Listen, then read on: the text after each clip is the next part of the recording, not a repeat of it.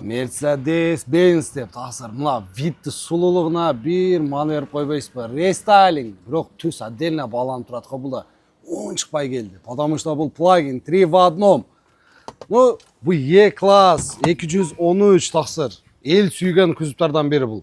Срочноға басыш керек дейм да тақсыр. Өте шоколад ценада чыгып алды. Рыночный бағда 34-35 мың доллар. Ең арзаны бір 32,5-33 мың доллардан тұрады тақсыр.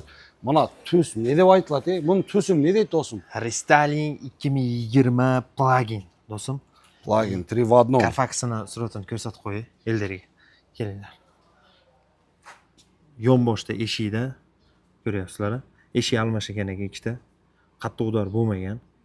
Өте легкий Carfax ekan, do'stlar. Eshikda o'ziga bo'lgan eshikda shunday zamin qildi. Ikki linza faralarмен. Ikki объемda 2020 30 ming dollargacha.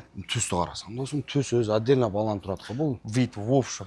Kelinglar, bir qator ichlarini ko'rsataylik. 360 kameralarda svetini o'zi bitta temib o'tirdi. Конечно, o'shani aytdim da do'stim. Бесключевойlar, натуральный деревоlar bilan память сидения, плавающее сидение, обдув подогрев сидения, бульместер, акустика, полилari, İçindagi izimkani qarab qo'y do'stim. Buni izimkasi отдельно ma'noda ko'taradi do'stim. табло электронный, подсветка, лобовой проекция, hamma yo'q bor. Yana mashinaning ichida lyuk, черный потолок.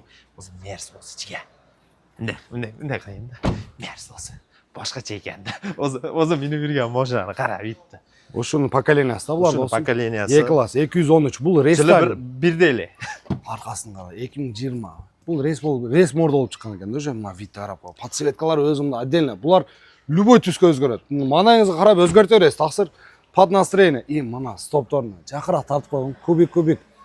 Do'stim, 30 ming dollar. 30 ming dollar o'ta shokolad sena qo'yib qo'ydi biroqchi. 20-chi, nechinchi, 6-chi ham oy dedi-da. O'ta realniy sena. Telefon qilamiz akalar, egalari nomeri ekranda pastda.